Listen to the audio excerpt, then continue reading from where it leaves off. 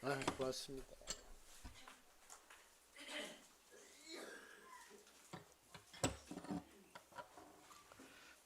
17장 11절을 보겠습니다. 육체의 생명은 피에 있음이라. 내가 이 피를 너희에게 주어 단에 뿌려 너희의 생명을 위하여 속하게 하였나니 생명이 피에 있으므로 피가 죄를 속하느니라. 육체의 생명이 피에 있다. 그리고 또 중요한 것은 생명이 피에 있으므로 피가 죄를 속하느니라, 속죄하느니라.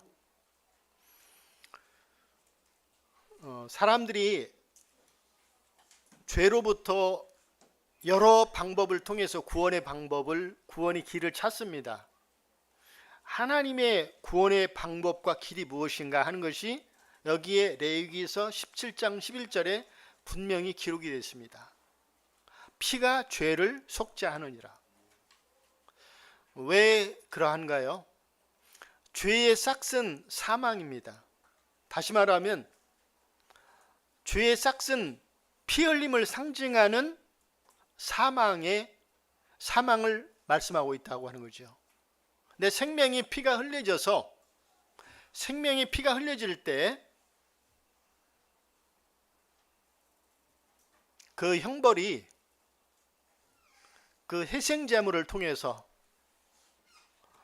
죄가 옮겨가기 때문에, 죄의 형벌이 옮겨가기 때문에 우리는 그 하나님의 정하신 이 방법을 통해서 죄로부터 용서받는 방법을 말씀하고 계시다는 거죠.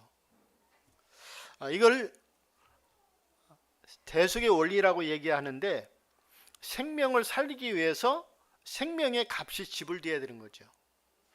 생명을 살리기 위해서 생명이 죽어야만 하는, 이것이 지금 레위기서 17장 11절에 말씀하고 있는 바다. 그래서 구원받는, 죄를 용서함 받는 하나님의 정하심이 무엇인가 하는 것을 레위기서는 분명하게 이렇게 선언을 해주고 있습니다. 그 다음에 16장을 한번 보시죠. 16장에 보시면 1절부터 24절까지 한번 쭉 읽어보겠습니다.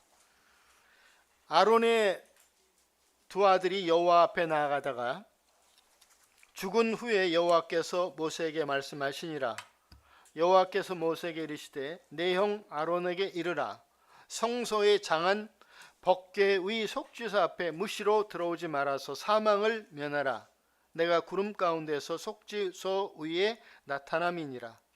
아론이 성소에 들어오려면 수송아지로 속죄 제물을 삼고 수양으로 번제물을 삼고 거룩한 세마포 속옷을 입으며 세마포 고위를 살에 입고 세마포 띠를 띠며 세마포 관을 쓸지니 이것들은 거룩한 옷이라. 물로 몸을 씻고 입을 것이며 이스라엘 자손의 회중에게서 속죄 제물을 위하여 수염소 둘과 번제물을 위하여 수양 하나를 취할지니라. 아론은 자기를 위한 속죄제의 수송아지를 들이되 자기와 권속을 위하여 속죄하고 또 그 두 염소를 위하여 희망문 여호와 앞에 두고 두 염소를 위하여 제비 뽑되 한 제비는 여사 아사셀을 위하여 할지며 아론은 여호와를 위하여 제비 뽑은 염소를 속죄제로 드리고 아사셀을 위하여 제비 뽑은 염소는 산대로 여호와 앞에 두었다가 그것으로 속죄하고 아사셀을 위하여 광야로 보낼지니라.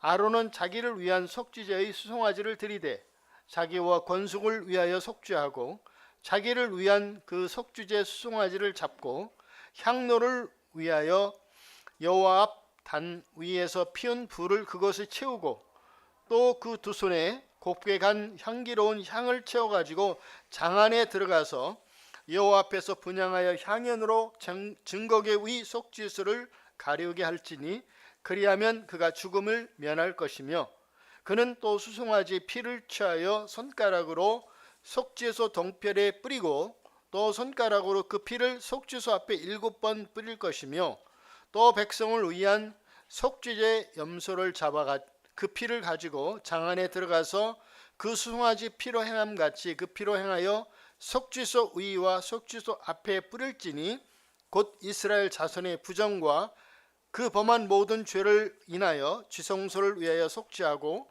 또 그들의 부정한 중에 있는 회막을 위하여 그같이 할 것이요 그가 지성소에 속죄하러 들어가서 자기와 그 권속과 이스라엘 온 회중을 위하여 속죄하고 나오기까지는 누구든지 회막에 있지 못할 것이며 그는 여호와 앞단으로 나와서 그것을 위하여 속죄할지니 곧 그 수송아지 피와 염소의 피를 취하여 단 귀퉁이 뿔들에 바르고 또 손가락으로 그 피를 그 위에 7번 뿌려 이스라엘 자손의 부정에서 단을 성결케 할 것이요 그 지성소와 회막과 단을 위하여 속죄하기를 마친 후에 산 염소를 들이되 아론은 두 손으로 산 염소의 머리에 안수하여 이스라엘 자손의 모든 불의와 그 범한 모든 죄를 고하고 그 죄를 염소의 머리에 두어 미리 정한 사람에게 맡겨 광야로 보낼지니 염소가 그들의 모든 불의를 치고 무인지경에 이르거든 그는 그 염소를 광야에 놓을지니라.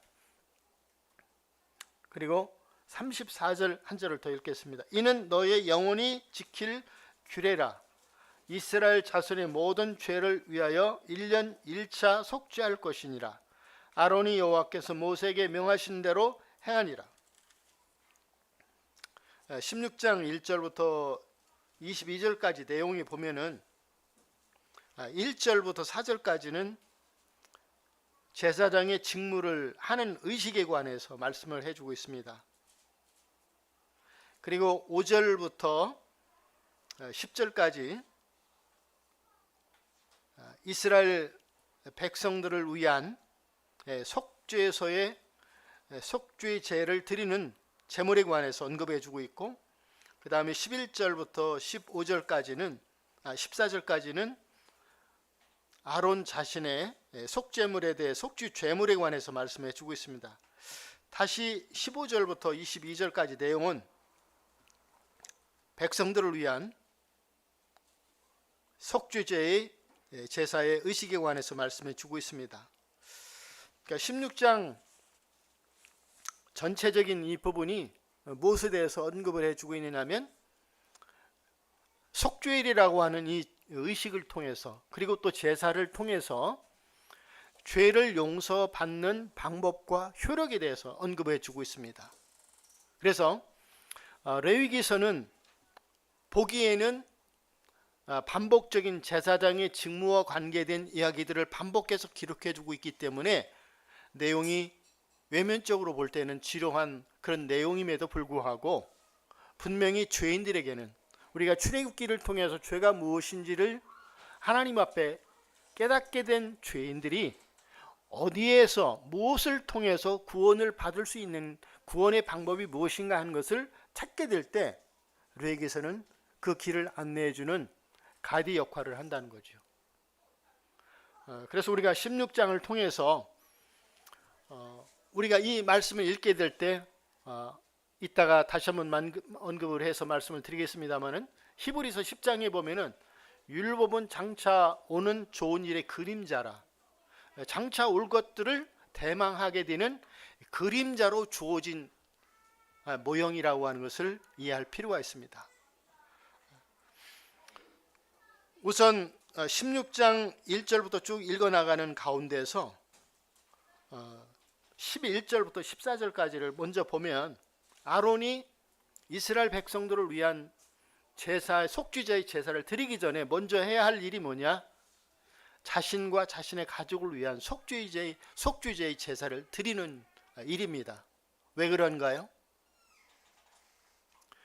로마서 3장 23절에 보면 모든 사람의 죄를 범하였으며 우리 구주 되신 예수 그리스도 한 분 외에는 모든 사람은 출생에서부터 죄를 가지고 태어납니다. 그래서 먼저 제사장의 직무를 행하기 전에 자신의 죄를 위한 제사를 드리는 것이 선결 조건이라고 하는 거죠. 그래서 수송아지로 속죄제를 드린 이후에 이제 백성을 위해서 속죄제의 제사를 드리는 것을 우리가 볼 수가 있습니다. 자, 잠깐 우리 성전 한번 그려보겠습니다.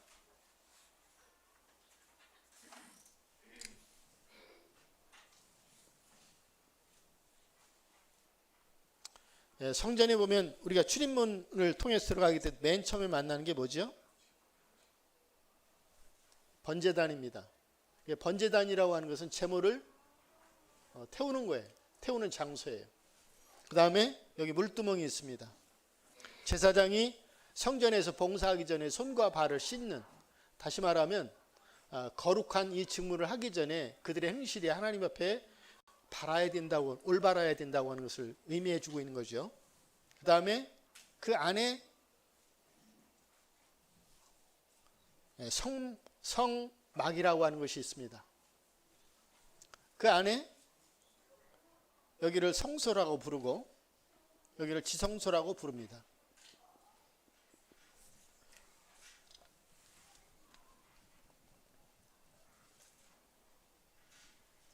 올해 성경을 오래 보신 분들은 성전의 개념에 대해서 아시겠지만, 이스라엘 백성들이 솔로몬 성전에서 성전을 건축하기 전까지는 이동식이었어요. 텐트 개념이었다는 거죠. 그래서 성막이라고 부르러요. 성막이라고. 근데 이 지성소 안에는 무엇이 있습니까? 여기에 이렇게 언약궤라고 하는 것이 있어요. 이 안에, 언약궤 안에 무엇을 두었습니까? 만나 항아리와 율법서를, 시내산에서 모세가 하나님으로부터 받은 율법을 그 돌에 새긴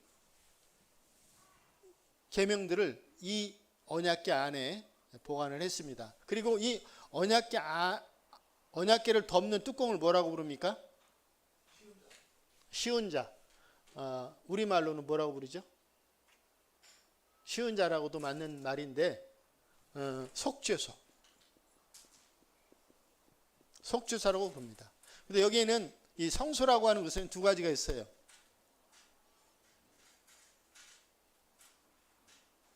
여기는 떡상이 있고요. 여기는 뭐가 있습니까? 등대가 있습니다. 각각 의미하는 바들이 또 있죠. 그 다음에 여기는 향을 피우는 향단이라고 부르는 것이 있습니다.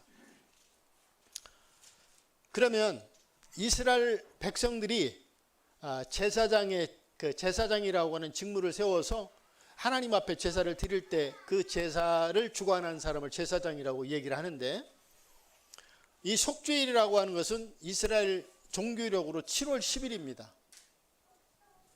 7월 10일 속죄일이라고 부르는 절기일인데, 이 지성소에는 하나님의 영광이 임재한 곳이기 때문에 죄인들은 이곳에 들어갈 수가 없어요. 그래서 커튼이 쳐져 있습니다. 커튼. 근데 유일하게 들어갈 수 있는 사람이 누굽니까? 유일하게 이 지성소에 들어갈 수 있는 사람이 누구예요? 대제사장. 제사장도 아니고 대제사장. 그리고 대제사장도 유일하게 들어갈 수 있는 한 날이 있습니다. 언제죠? 바로 7월 10일 속죄일에만 들어갈 수가 있어요. 그러니까 다른 날에는 비록 대제사장이라고 하더라도 이 속죄소에 들어갈 수가 없어요. 그러니까 이 속죄소에 들어가게 되면 죽는 거예요. 사람이 죽어도 들어가서 그 사람을 꺼낼 수가 없습니다. 그래서 여기에 이 커튼이 쳐져 있는데, 커튼 밑에 뭐가 달려 있습니까? 커튼 밑에다 방울을 달아놨어요. 하나는 석류, 그리고 하나는 금 방울, 방울을 달아가지고 이 안에 들어갈 수 없도록.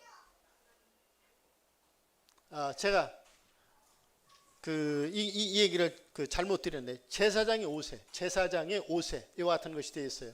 그래서 대제사장이 옷을 입고 방울 소리가 딸랑딸랑 소리가 나면 살아있는 건데, 소리가 나지 않으면은 어떻게 되는 거예요? 죽은 거예요. 그래서 이제 내려오는 전설로는 제사장에 들어갔을 때 이렇게 줄을 하나 매달았다고 해요.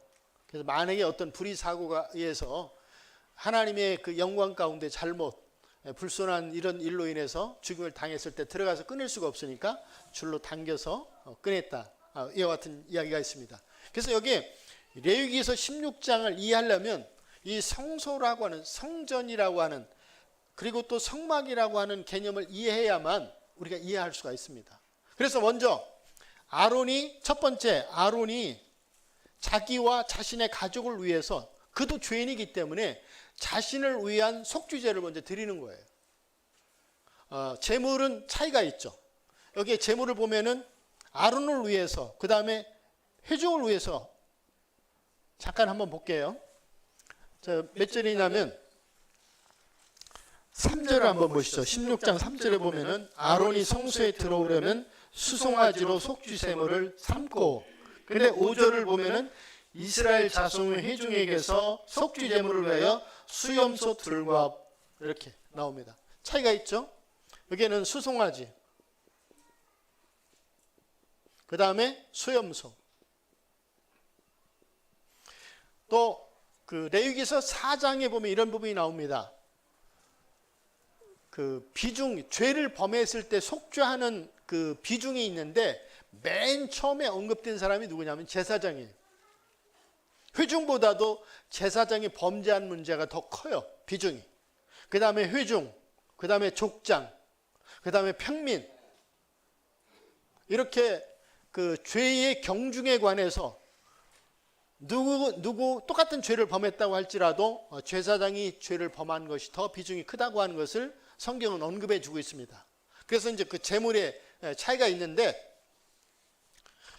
지금 구원의 길과 방법을, 그리고 그 효력을 알려주고 있는 내용이 레위기서 16장인데, 아론이 이제 자신을 위해서 속죄제를 드리잖아요. 그러면 아론이 어떻게 하겠습니까? 자신을 위해서 속죄제를 드릴 때, 안수라고 하는 것은, 구약 성경의 안수라고 하는 건 어떤 개념을 가지고 있습니까?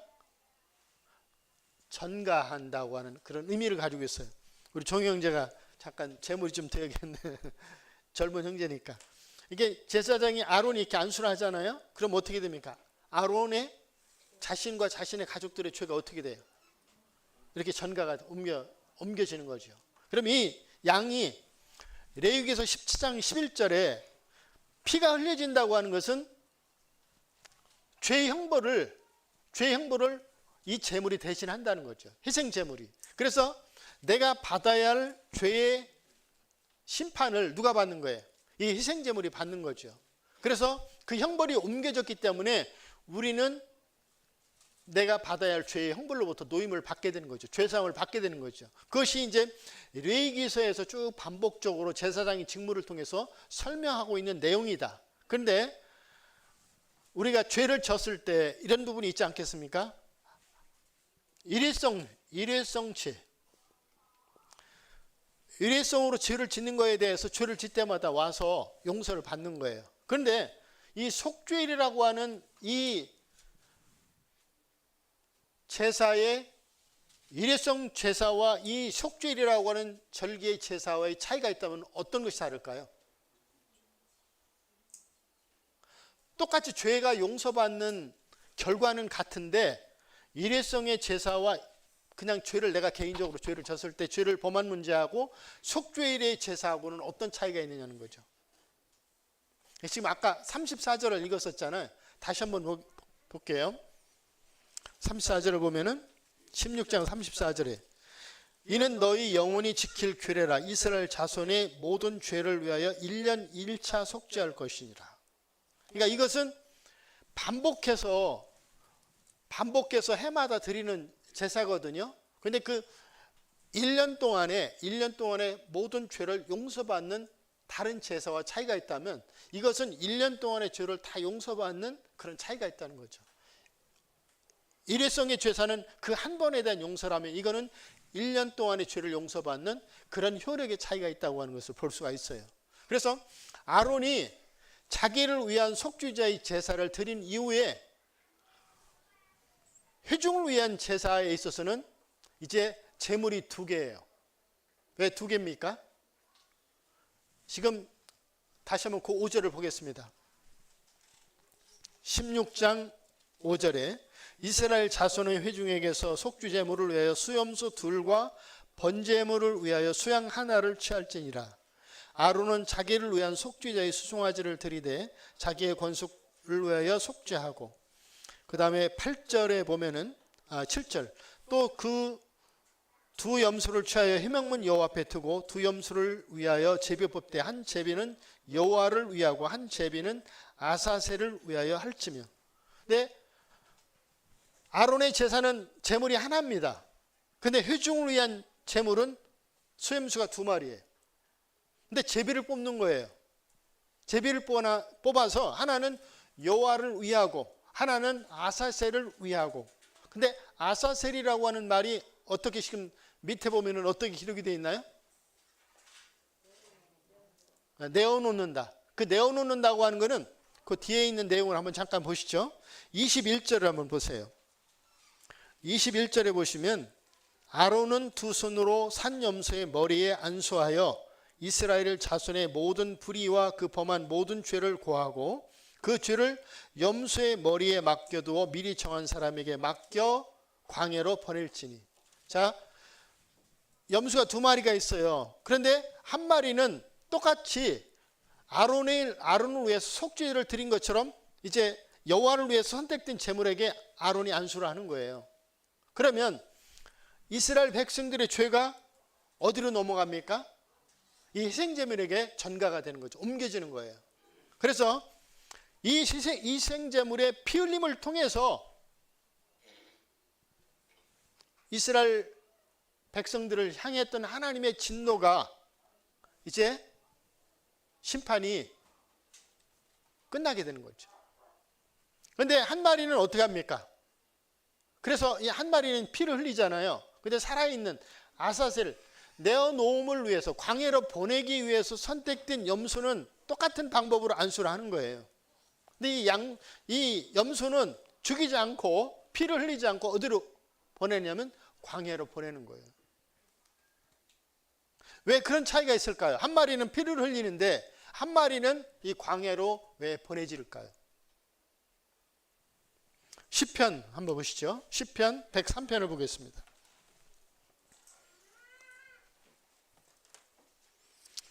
시편 103편.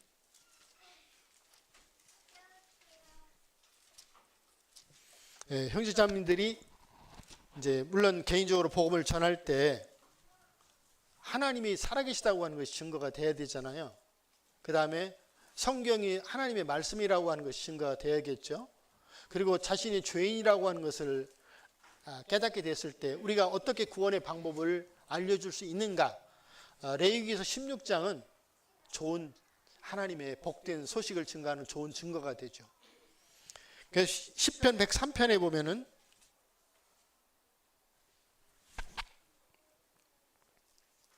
12절을 보겠습니다.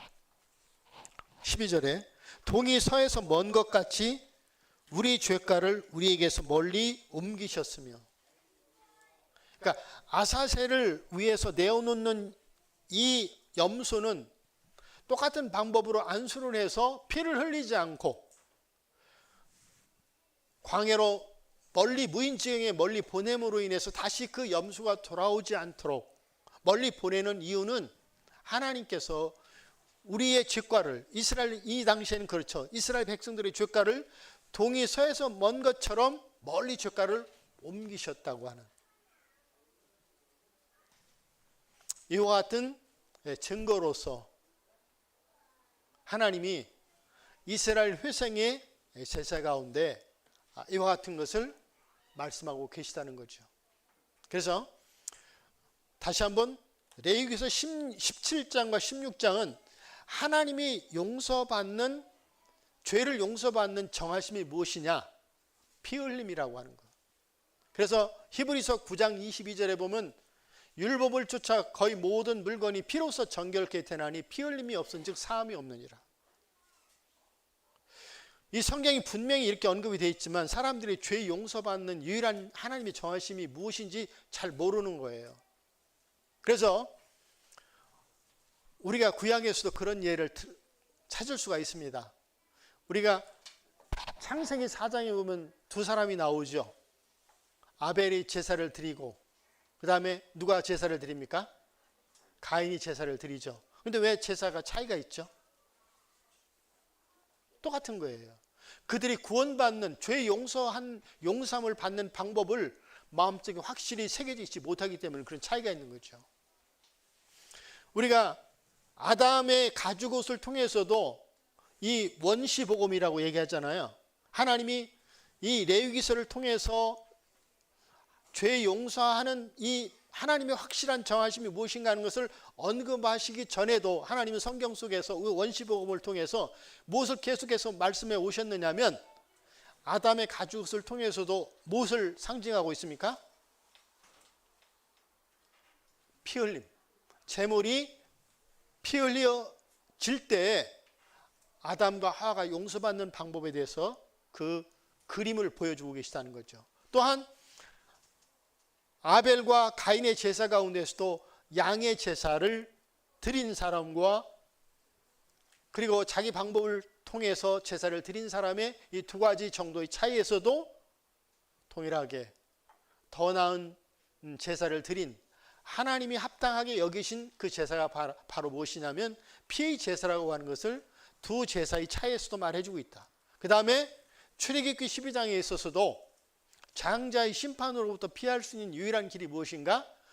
어린 양의 피를 문설주와 문인방에 바르는 피의 제사를 통해서 구속을 받는다고 하는 것을 말씀해 오셨다는 거죠. 그래서 이제는 그런 그림자로 주어졌던 것들을 통해서 확실하게 레위기서 10장 17장 11절을 통해서 피 흘림을 통해서 죄가 용서받는 것들을 분명하게 하나님이 선포를 해 놓으셨다는 거죠. 그리고 속죄일이라고 하는 이런 절기를 통해서 죄를 용서받는 구체적인 방법과 효력에 대해서 말씀해 놓으심으로 인해서 죄인들에게 어떻게 구원함을 받는 이 방법을 알려주는 책이 바로 레위기서다. 자, 우리가 히브리서를 다시 한번 가겠습니다. 10장으로 이제 가겠습니다. 히브리서 10장에 아까 그 광야에 대한 사건은 다시 한번 좀 이따 보도록 하고요. 광야로 보낸 히브리서 10장에 보시면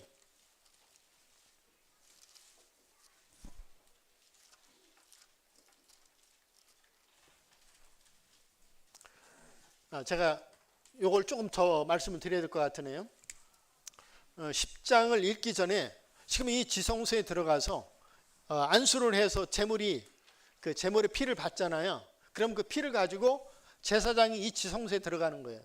이 지성소에서 위와 앞에 뭐 그런 차이들이 있는데 이 지성소에 들어가서 피를 7번 뿌리게 될 때 바로 죄의 결과가 죄에 대한 형벌이 회생제물을 통해서 치러졌다고 하는 것이 하나님 앞에, 하나님의 공의 앞에 이제 실현이 되는 거죠. 그래서 이 그림을 그렇게 이해할 필요가 있고요. 그 다음에 히브리서 10장을 한번 보겠습니다.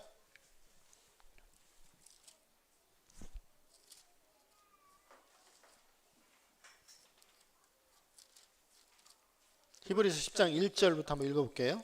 율법은 장차 오는 좋은 일의 그림자여 참 형상이 아니므로 해마다 늘 드리는 바와 같은 제사로는 나오는 자들을 언제든지 온전케 할 수 없느니라. 그렇지 아니하면 섬기는 자들이 단번에 정결케 되어 다시 죄를 깨닫는 일이 없으리니 어찌 드리는 일을 그치지 아니하였으리요. 그러나 이 제사들은 해마다 죄를 생각하게 하는 것이 있나니 이는 황소와 염소의 피가 능히 죄를 없이 하지 못함이라. 여기 율법은 장차 오는 좋은 일의 그림자요.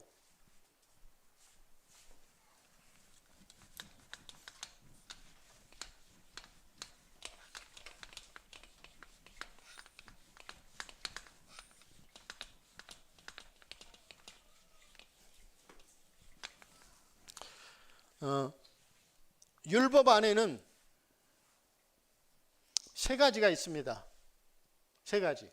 첫 번째는 우리가 말하는 십계명.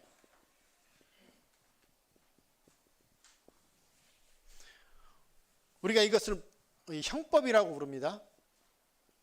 그 다음에 또 하나 뭐가 있습니까? 율법 아래? 예? 요걸 이제 민사법이라고 하는데 손해배상에 대한 규례. 예를 들어서 남의 물건을 도둑질했을 때 어떻게 손해배상을 해줘야 되는가. 이와 같은 것들을 지금 출애굽기에도 보면 언급이 되어 있고 여러 성경의 구약성경 모세 오경 안에 이와 같은 규례들이 언급이 되어 있습니다. 이런 것들을 우리가 시민법이라고 부르거든요. 백성의 송사에 관한 문제들을 어떻게 손해배상을 해줘야 되는가 하는 것들이 통틀어서 율법 안에 있는 거예요. 그 다음에 하나 여기 더 있는 게 뭐입니까? 예, 제사법. 그러니까 요거는 우리가 죄가 무엇인가 하는 것을 드러내 준다면 제사법은 어떻게 죄로부터 용서받을 수 있는가 하는 방법을 알려주는 것이 바로 제사법이에요. 그러니까 사실은 은혜의 책이죠. 근데 지금 여기 히브리서 10장에서 언급하고 있는 것은 율법은 장차 오는 좋은 일의 그림자라고 하는 것은 지금 구약 성경에서 언급하셨던 이 성막이라고 하는 것은 히브리서 9장으로 가면 하늘에 있는 것의 모형으로 주어졌던 거라는 거죠. 하늘에 있는 것의 모형으로서 땅에 난 사람을 통해서 아론 자손을 통해서 제사장을 삼고 제사장을 통해서 황소와 그리고 염소라고 하는 이런 제물을 통해서 제사를 드려오도록 했습니다. 그런데 히브리서 9장을 한번 보시죠. 9장 8절을 보시면 읽어보겠습니다. 성령이 이로써 보이신 것은 첫 장막이 서 있을 동안에 성소에 들어가는 길이 아직 나타나지 아니한 것이라. 이 장막은 현재까지의 비유니 이에 의지하여 드리는 예물과 제사가 섬기는 자로 그 양심상으로 온전케 할 수 없나니. 여기에 8절에 다시 한번 읽어볼게요. 성령이 이로써 보이신 것은 첫 장막이 서 있을 동안에. 여기 첫 장막은 뭘 얘기하는 거죠? 첫 장막은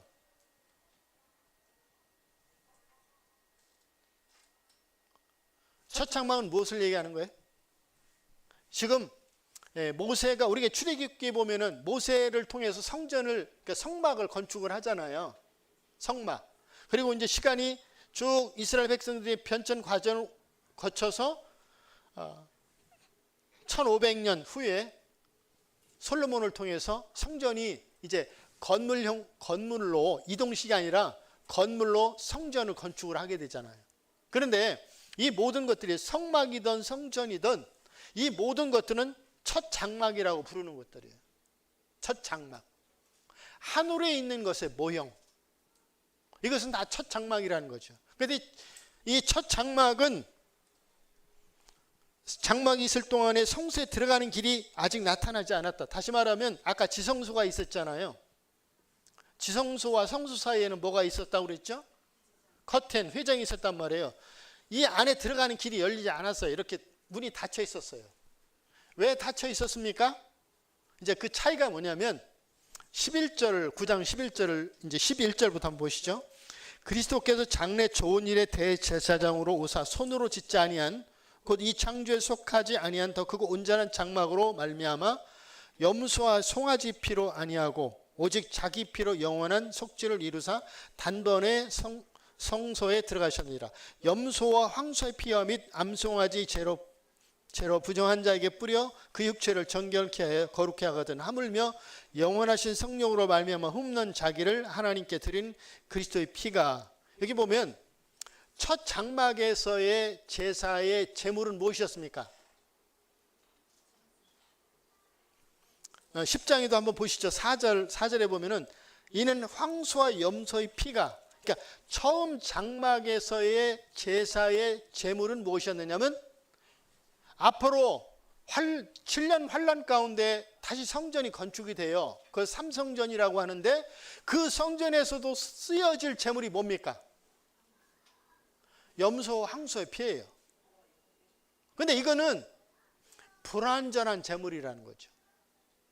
불완전한 제물. 그것으로는 죄가 용서될 수가 없어요. 왜냐하면 사람이 죄를 졌잖아요.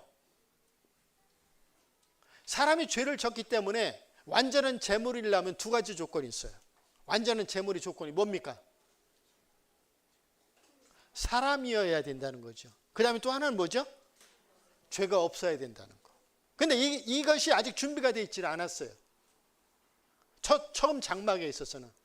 그래서 로마서 3장에 보면은 하나님이 첫 장막에서 제물을 가지고 1년 동안 죄를 용서해 주셨지만 성경은 뭐라고 얘기하느냐면 관과. 그러니까 하나님이 대충 보아 넘기셨다. 그러니까 하나님이 그냥 참아 주신 거예요. 그런데 이제 둘째 장막, 그 둘째 장막은 하늘에 있는 것을 이야기하는 거죠. 이 둘째 장막의 제물은 뭡니까? 흠없는 자신을 드린 예수 그리스도의 피라는 거죠. 그래서 율법은 장차 오는 좋은 일의 그림자라고 하는 것은 율법 안에서 하나님은 제사법을 통해서 구약에서도 죄를 용서받는 그 은혜의 길을 열어놓으셨다는 거죠. 그래서 이것은 레위기서 16장은 이제 대망이라고 그래요. 대망.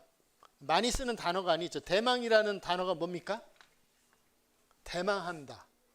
레위기서 16장은 대망하는 거예요. 일시적인 제사, 그럼 레위기서 16장은 일시적인 제사일 수밖에 없어요. 그런데 뭘 대망하느냐면 지금 히브리서 10장 1절에서 말씀하고 있는 대로 장차 올 완전한 것에 대한 것을 대망한다. 대망한다는 것은 뭐냐면 기다리고 바란다는 뜻이에요.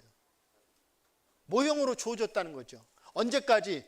이제 성소와 지성소의 회장이 그 가로막힌 장애가 필요 없을 때까지. 그래서 예수님께서 다 이루었다 하시고 십자가에 달리셔서 그렇게 선언하셨을 때 일어난 사건이 뭡니까? 그렇죠. 성소 회장이 이제 찢어졌잖아요. 다시 말하면 히브리서 9장 8절에 말씀하고 있는 대로 성소에, 여기서 말하는 것은 성소는 성소가 아니고 지성소예요. 지성소에 들어가는 길이 열리게 됐다는 거죠. 그래서 레위기에서 16장은 대위기가 아니라 뭐가 됩니까? 사실은 대전환, 죄를 용서받을 수 있는 그 방법을 알려주는 대전환이 되는 책이 바로 레위기서의 복된 소식이라고 하는 거죠. 마지막 하나 그림을 좀 그려보겠습니다.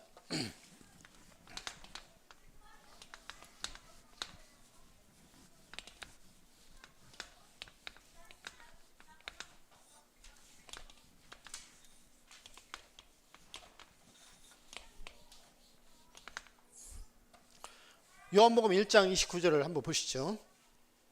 요한복음 1장 29절.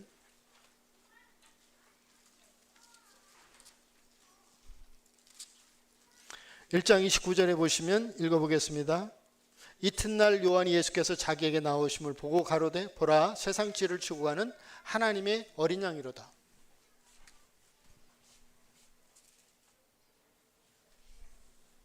지난번에 제가 성경 공부를 통해서 구원받는 네 세대를 얘기를 했습니다. 아론으로부터 언제까지요?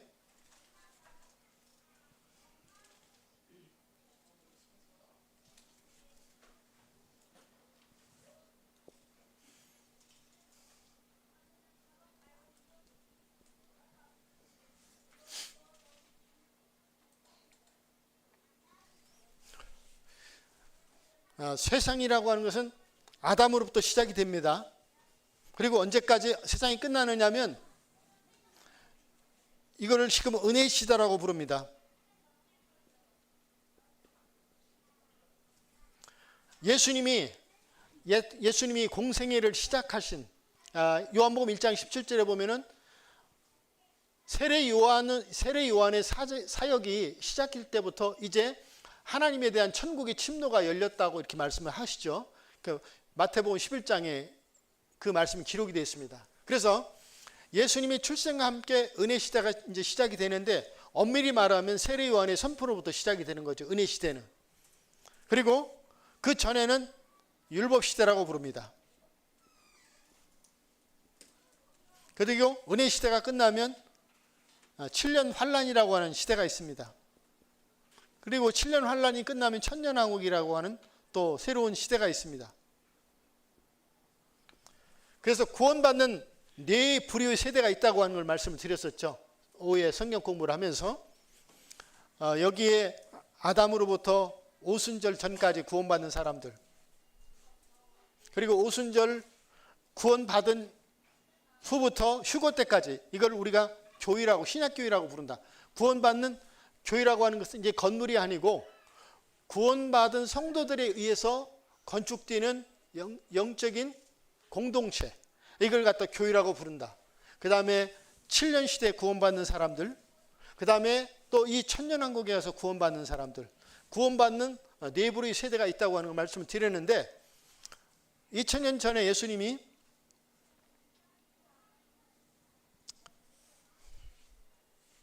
십자가를 지셨어요. 지금 요한복음 1장 29절에 말씀하고 있는 것은 세상 죄를 지고 가는 하나님의 어린 양이로다. 그것은 예수님이 바로 십자가에 달려서 이제는 구약의 염소와 황소의 피로 하지 아니하고 오직 자기 피로 회생제물이 되실 예수님을 바라보면서 누가 곧 외친 거예요? 세례 요한이 외친 그런 선언이라고 하는 거죠. 그래서 세상 죄를 지고 가셨을 때 이 세상 죄를 지고 갔다고 하는 의미는 뭐냐면, 여러 가지 이 구원받는 그 시대마다의 그 방법들이 달랐죠. 그렇지만 각각 그들은 장차올 예수 그리스도를 바라보게 됐다고 하는 거죠.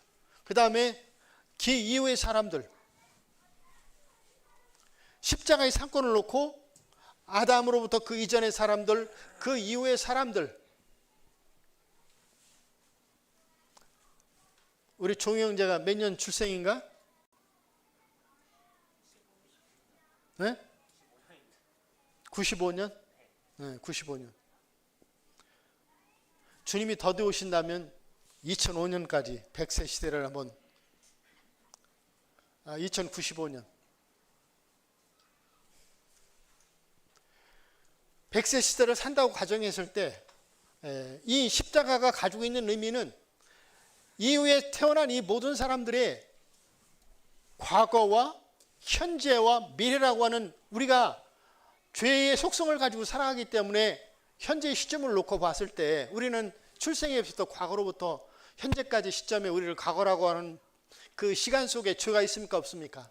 죄가 있잖아요. 또 현재에도 우리는 죄를 가지고 있습니다. 그리고 또 미래에도 여전히 죄의 속성을 가지고 있기 때문에 죄를 가지고 있어요. 그러면 죄를 해결하는 방법이 무엇이냐? 하나님은 레위기서를 통해서 피가 흘려져야 된다. 이것이 하나님의 정하심이에요. 피가 흘려질 때 그 피 흘림을 통해서 그 희생제물이 그 형벌을 대신하기 때문에, 내가 받아야 할 하나님의 심판을 대신하기 때문에 우리가 그 대속의 원리를 통해서 죄 용서함을 받는 방법을 하나님이 말씀해 오셨다는 것. 그래서 이 십자가 사건은 우리 종형제를 놓고 봤을 때 95년에서부터 출생에서부터 죽을 때까지 2095년까지의 죄를, 내가 말하는 현재의 사건으로 볼 때 2024년이지만 이 과거로부터 현재로부터 미래에 속한 이 모든 죄를, 이 십자가는 우리의 모든 죄를 대신한, 우리의 죄에 대한 이 모든 형벌을 대신한 대속 제물이 되신다고 하는 거죠. 그래서 하나님은 구약의 속죄일의 제사의 효력은 얼마였습니까? 효력은 1년이었습니다. 그러나 신약의 속죄의 제물이 되신 예수 그리스도의 흠없는 피를 드린 이 제사의 효력은 얼마입니까? 예, 그 말씀을 다시 한번 보시죠. 히브리서 9장 11절 한번 보겠습니다. 이 말씀을 보고 마치도록 하겠습니다. 히브리서 9장 11절에 그리스도께서 장래 좋은 일의 대제사장으로 오사 손으로 짓지 아니한 곧 이 창조에 속하지 아니한 더 크고 온전한 장막으로 말미암아 염소와 송아지 피로 아니하고 오직 자기 피로 영원한 속죄를 이루사 단번에 성소에 들어가셨느니라. 그래서 이 예수님의 십자가의 사건은 우리 스스로 해결할 수 없는, 어떤 방법으로도 해결할 수 없는 속죄 죄를 위한 하나님의 완전한 예비책이었다고 하는 것. 그래서 단번에 여호와는 속죄를 이루셨다고 하는 레위기서와 히브리서에는 이런 차이를 보게 되는 거죠. 첫째 장막에서는 효력이 1년밖에 되질 않았어요. 그러나 둘째 장막, 하늘에 있는 것에 참 대제사장으로 오신 예수님의 속죄의 제사의 효력은 영원한 속죄를 이루셨다고 하는 것. 그래서 우리가 그림자인 레위기서를 통해서 속죄의 길과 방법을 찾았을 때 우리는 바로 16장, 히브리서 10장으로 와서 그림자였던 이 모형을 통해서 완전한 속죄의 제사를 통해서 죄 용서함을 받는 완전한 길을 우리가 깨닫게 되는 거죠. 그래서 오늘 레위기서를 통해서 하나님이 여전히 구약에서도 은혜의 길을 열어 놓으셨고, 이제 그것은 그림자로 주어졌던 것인데 그것이 어떻게 신약에 와서 이제 참 형상으로 그리스도의 제사를 통해서 성취가 됐는가, 이와 같은 것들을 다시 한번 살펴보게 됐습니다. 마치도록 하겠습니다.